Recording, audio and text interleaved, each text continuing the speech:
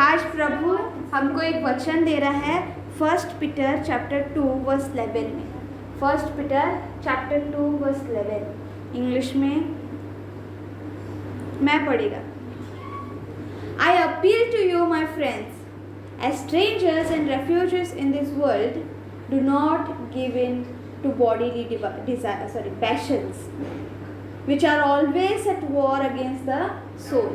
हिंदी में, हे प्रियो, मैं तुमसे विनती करता हूँ कि तुम अपने आप को परदेशी और यात्री जानकर उन संसारिक अभिलाषाओं से जो आत्मा से युद्ध करते हैं बचे रहो। हाँ, तो आज का वचन सबने पढ़ा? Yes, okay. हाँ, तो पत्रस हमसे ये कह रहा है कि मेरे भाइयों और बहनों सुनो, हम इस दुनिया में क्या है? परदेसी है। हम दुनिया में क्या है? परदेसी है, यानी क्या? हाँ, अजनबी। यानी हम यहाँ पर क्या है? अजनबी, यानी हम परदेसी हैं। हम यहाँ के नहीं हैं, हम कहीं और के हैं। किसको कहते हैं परदेसी? जो दूसरे जगह से हमारे यहाँ पर आया है उसे परदेसी कहते हैं। यस, तो हम दुनिया में क्या है?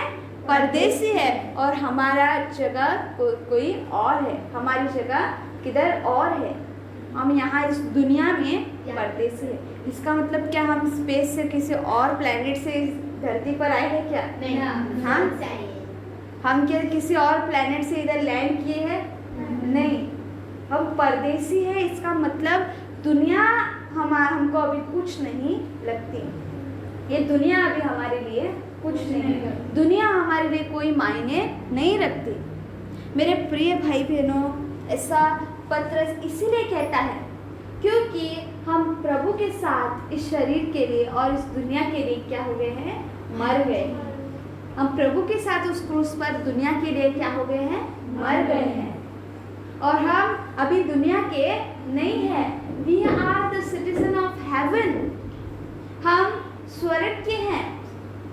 हम स्वर्ग के हैं। मेरे प्रिय भाई बहनों, सिर्फ ये कहने से नहीं होता है कि मैं स्वर्ग से हूँ, ये दुनिया मेरी कोई नहीं लगती। मेरे प्रिय भाई बहनों, हमारा एक एक कर्म ये दिखाना चाहिए कि दुनिया मेरे लिए कुछ नहीं है वो सब मेरा प्रभु यीशु मसीह मेरे लिए सब कुछ है। समझ में आ रहा है? yes. पत्रस कहता है कि हम इस दुनिया में क्या हैं? स्ट्रेंजर्स है, यानी अजनबी है, यानी परदेसी हैं। Do not give in bodily desires, यानी अपने शरीर के अभिलाषा, not desires, passions. Bodily passions मतलब शरीर को खुश करने वाली चीजें। शरीर को खुश करने वाली चीजें। रिपीट इट, शरीर को खुश करने वाली चीजें। यस, शरीर की अभिलाषाएं। हाँ, हमने शरीर की अभिलाषाओं के बारे में बहुत जाना है कि शरीर की अभिलाषाएं क्या है, कैसे हैं, कैसे आती है। पर मेरे प्रिय भाई बहनों, कभी ये जाना है कि ये शरीर की अभिलाषा हमें लड़ाई कर रही है हमारी आत्मा से? हाँ, बाइबल कहती है ये तुम्हारी शरीर की अभिलाषाएं आत्मा से लड़ाई कर रही है। जैसे मैंने तुमसे कहा कि शैतान और पवित्र आत्मा कभी एक चीज में हाँ नहीं मिला सकते। हाँ में हाँ नहीं मिला सकते, शैतान और पवित्र आत्मा। वैसे ही शरीर की अभिलाषाएं और आत्मा क्या कर रहे हैं? झगड़ा कर रहे हैं, यानी वो लोग लड़ाई कर रहे हैं। किस चीज के लिए लड़ाई कर रहे हैं मेरे प्रिय भाई बहनों? सुनो, शरीर की अभिलाषा एक जहर है। जैसे हमारे मुंह से निकला गया एक एक बुरा शब्द जहर है हमारे शरीर के लिए, वैसे ही शरीर की अभिलाषाएं भी जहर है। वो जहर हमें सारे इंसानों में फैला हुआ है। सारे इंसानों में क्या हो गया हो? फैला हुआ है। जो इंसान देखता है उसकी मांग करता है, ये मुझे चाहिए, जो सुनता है वो करना चाहता है, जो दूसरे के पास है वो देखता है, वो खुद को भी वो चाहता है कि मैं भी चाहता हूँ। मेरे प्रिय भाई बहनों, शरीर की अभिलाषा एक ऐसी चीज है जो हमको पाप में डुबाने के लिए सक्षम है। आज हम पूरे हमारे सराउंडिंग में हर एक प्रकार की अभिलाषाओं से भरे हुए हैं कि मुझे ये चाहिए, वो चाहिए, ऐसा करना है, वैसा करना है। हम शरीर की अभिलाषाओं से घेरे हुए हैं। हमारा शरीर आत्मा से लड़ाई कर रहा है। हमारा शरीर किससे लड़ाई कर शरीर की अभिलाषा किससे लड़ाई कर रही है? आत्मा से लड़ाई कर रही है। शरीर कहता है कि मुझे चाहिए, आत्मा कहता है मत ले क्योंकि वो तेरे लिए अच्छा नहीं है। समझ में आ रहा है सबको? यस। हाँ, हमारे अंदर अगर मैं तुमको शरीर की अभिलाषाओं का एग्जाम्पल दूं तो वो हर प्रकार का हो सकता है। सोना, चांदी, गाड़ी, बंगले का, नेकलेस, हाँ सब कुछ जो हमको, हाँ खाने पीने का भी अभिलाषा है। खाना पीना भी अभिलाषा ही है मेरे प्रिय भाई बहनों।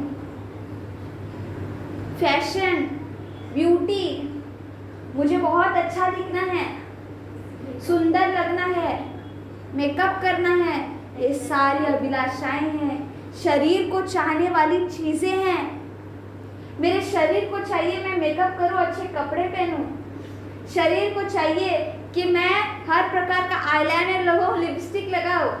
शरीर को चाहिए कि मैं हर एक लड़कियों और लड़कों से सबसे सुंदर दिखूं या हैंडसम दिखूं। ये शरीर की अभिलाषा हमें डुबाने का कारण बनेगी। शरीर की अभिलाषा हमको नरक में ले जाने का कारण बनेगी। इसीलिए तो हमारी आत्मा इससे लड़ाई करे क्योंकि अच्छी नहीं है। समझ में आ रहा है सबको? आत्मा और ये शरीर के बीच में हमेशा लड़ाई होती है। जब भी हमें ये टेम्पटेशन आ रहा है कि मैं सबसे सुंदर दिखूं, इसीलिए मैं मेकअप कर रही हूँ। मैं क्या कर रही हूँ? मेकअप कर रही हूँ। और तभी मेरा आत्मा कहता है नहीं, ऐसा मत कर। ज्यादा सुंदर दिखेगी तो तू क्या हो जाएगी? तुझ में क्या आएगा? घमंड आएगा। तुझ में घमंड आएगा और तू प्रभु से दूर होगी। फिर भी तेरा शरीर कहता है नहीं, मेरे सारे दोस्त देखो कितने अच्छे से तैयार होकर आए हैं, मैं भी अच्छे से तैयार होकर जाऊंगी। अच्छे से तैयार होकर डिसेंट जाना सेपरेट होता है और फैशन करना सेपरेट होता है मेरे प्रिय भाई बहन। सब कुछ मतलब ये डिसेंट जाना सेपरेट होता है और फैशन करके जाना सेपरेट होता है। सुनो, जब ऐसा होता है कि मैं फैशन करूंगी, मेरे दोस्तों ने लिपस्टिक लगाया है दैट मीन्स मैं भी लगाऊंगी, पर आत्मा कह रहा है मत लगा। एक बार लगाएगी तो तुझे बार बार लगाने का मन होगा और जैसे ही तू वो लगाएगी तो अपने आप को निहारने लगेगी। और जब तू अपने आप को निहारने लगेगी तो मतलब व्यभिचार में पड़ेगी। तू किस में पड़ेगी? व्यभिचार में। आत्मा सब कुछ जानता है, इसलिए आत्मा तुझे रोकने की कोशिश कर रहा है, पर शरीर कहता है नहीं, दोस्त ऐसे हैं, टीचर डांटेगी, ये वो। जो शरीर है वो एक्सक्यूजेस तैयार कर रहे हैं। आत्मा कभी एक्सक्यूज नहीं देती, शरीर एक्सक्यूज देता है कि इन्होंने ऐसा पहना इसलिए उसने ऐसा किया इसलिए मैं भी किया। शरीर एक्सक्यूज देता है, आत्मा एक्सक्यूज नहीं देती है। जब ऐसा होता है हमारा शरीर और आत्मा क्या कर रहे हैं? लड़ाई कर रही है। आत्मा कह रही मत कर, शरीर कह रहा है कर। हमें किसको बढ़ावा देना चाहिए? आत्मा को। हम मुंह से कह रहे हैं इस समय यहाँ पर बैठ कर के हम आत्मा को देंगे, पर उस समय जब हमारे साथ ऐसा टेम्पटेशन चल रहा है तब हमको याद नहीं आता है। हम समझ नहीं पाते हैं कि हमारी आत्मा हमारे लिए अच्छा ही सोच रही है, पवित्र आत्मा हमारे लिए अच्छा ही सोच रही है। हमें समझ में कैसा हम पवित्र आत्मा को सपोर्ट कर सकते सकते हैं? मुंह से बोलकर? हाँ, कर्मों से। जैसे ही आत्मा कहती है मत कर, हमें वही के वही स्टॉप करना चाहिए। और यही आत्मा का मान है, और यही आत्मा का मान है, सम्मान है। क्योंकि एक शब्द में हम आत्मा की सुनते हैं, दैट मीन्स हम उसकी सही सेवा कर रहे हैं। सब कुछ समझ में आ रहा है? हमारी आत्मा और शरीर ऐसे ही लड़ाई नहीं करते हैं। उनको कहा मेरे को अभी लड़ाई करने का मन हो रहा है, मुझको बेजार आ रहा है, चले लड़ाई करते हैं। इसीलिए लड़ाई नहीं होती है। पवित्र आत्मा पाप को स्वीकार नहीं करता, इसीलिए वो पाप को अपने ओर से क्या करने की कोशिश कर रहा है? दूर करने की कोशिश कर रहा है। पर शरीर इन आंखों से देखकर उन अभिलाषाओं में फंस रहा है कि उसने ऐसा किया है, कितना सुंदर दिख रहा है, तो मैं भी सुंदर दिखना चाहती हूँ। इन आंखों से जो हम देखते हैं वो हम खुद भी अपने साथ करने की कोशिश करते हैं। ये है अभिलाषा, और ये अभिलाषा हमको एक ना एक दिन प्रभु से दूर ले जाएगी, क्योंकि हम इस अभिलाषाओं के चक्कर में, इसके पीछे हम हवा के साथ यानी अभिलाषाओं के साथ उड़ जाएंगे, और जब हम उड़ जाएंगे तब हम प्रभु से दूर हो जाएंगे। और बाइबल क्या कहती है? बाइबल कहती है कि एक घर था जो सीमेंट पर बंधा हुआ था, और एक घर था जो रेती पर बंधा हुआ था। तूफान आया, जोर से हवा आई, और जो रेती पर था वो गिर गया, टूट गया, और कितना खतरनाक गिरा। और जो सीमेंट पर था, अच्छा फाउंडेशन पर था, वो रुका, स्टील रुका। इतना जोर से हवा आ रही थी, इतना जोर से तूफान आ रही थी, फिर भी वो नहीं हिला। इसका मतलब क्या है? टेम्पटेशन आ रही है, परीक्षा आ रही है, अगर तुम्हारा जो ये है मूड है, वही नींव जो है वही स्ट्रांग नहीं है, यानी तुम प्रभु यीशु मसीह में दृढ़ नहीं हो, तुम उसके ऊपर पूरी तरह से विश्वास नहीं करते, तुम नहीं टिकोगे, तुम गिर जाओगे। और बाइबल कहती है अपनी नींव प्रेम पर बांधो, अपनी नींव प्रेम पर बांधो, क्योंकि प्रेम में कहीं भी किसी प्रकार का खोट नहीं है। प्रेम एक ऐसी चीज है जो हमको हर एक चीज से दूर रखती है, हर बुरी चीज से दूर रखती है। क्योंकि जो व्यक्ति प्रेम करता है वो कभी किसी से घृणा नहीं करेगा, और कभी किसी के बारे में बुरा नहीं सोचेगा, और कभी उसके मन में कभी बुरा आएगा ही नहीं, क्योंकि वो प्रेम कर रहा है, क्योंकि उसके अंदर प्रेम भरा हुआ है। प्रेम शब्द से ही मालूम पड़ता है कि इसमें कोई बुराई नहीं है। आज बाइबल कह रही है प्रेम करो। शरीर और आत्मा के बीच में जो लड़ाई हो रही है उसमें आत्मा को जिताओ।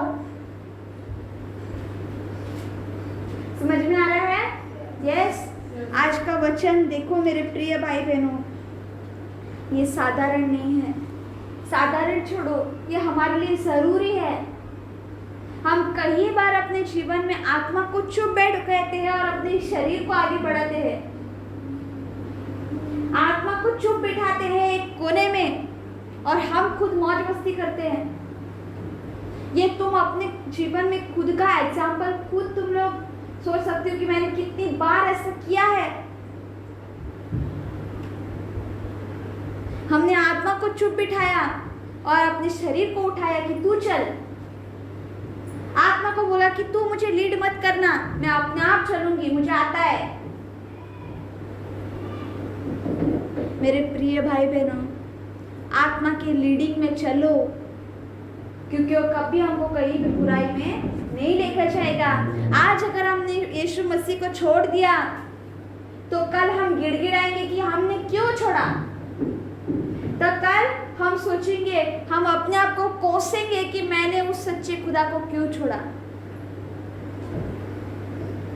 कोसना अच्छा है या उसी नींव पर दृढ़ रहना अच्छा है? जब एक व्यक्ति प्रभु यीशु मसीह को छोड़ता है, उसका जीवन इतना खराब हो जाता है कि हम सोच भी नहीं सकते, क्योंकि शैतान उसके ऊपर टूट पड़ता है भूखे शेर के जैसा। यस मेरे प्रिय भाई बहनों, हमारी आत्मा प्रभु की आत्मा हमसे बहुत प्रेम करती है, और वो नहीं चाहती कि हम में एक भी प्रकार का पाप आए। प्रभु की आत्मा हमसे प्रेम करती है और प्रभु की आत्मा हमारे सारे चीज जो हमको चाहिए वो सबकी ध्यान रखती है। क्या प्रभु यीशु मसीह ने कभी अपने बच्चों को भूखा छोड़ा है? नहीं। वो एक एक चीज का ध्यान रखता है। भूखा छोड़ दो, आज अगर मुझे थोड़ा कम भी खाना मिले ना तो कल मुझे उससे एक्स्ट्रा मिलेगा। हमारी छोटी से छोटी चीज में वो ध्यान रखता है मेरे प्रिय भाई बहनों। आज कम मिलेगा ही नहीं, क्योंकि कितना ना कितना से एडजस्टमेंट करते हैं। हाँ, आज ही कम नहीं मिलेगा हमको, कहीं ना कहीं से हमको ला कर देगा।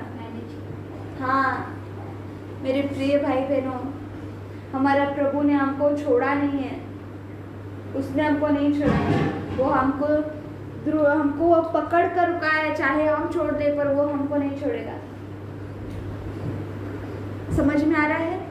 Yes, okay. अपने अंदर एक बार झांक कर देखो कि मैंने किसको सर पर चढ़ाकर बैठाया है, मैं किसकी सुनती हूँ।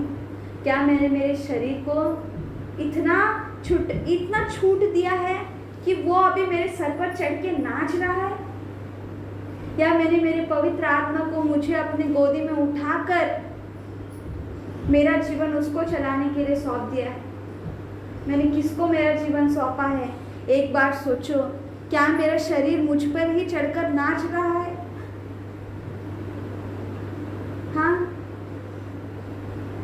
क्या मेरे शरीर की अभिलाषाओं में मैं गूंग हो चुकी हूँ? क्या मुझे मेरे प्रभु को याद नहीं आ रहा है इस समय?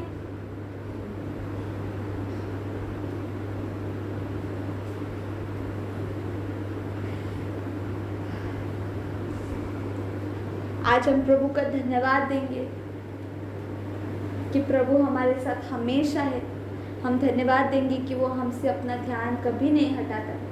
छोटी से छोटी चीज़ों के वो हमारे लिए वो छोटी से छोटी चीज़ें भी देता है। इसके लिए हम उसका धन्यवाद करेंगे। ठीक है, आज का वचन सबको समझ में आया?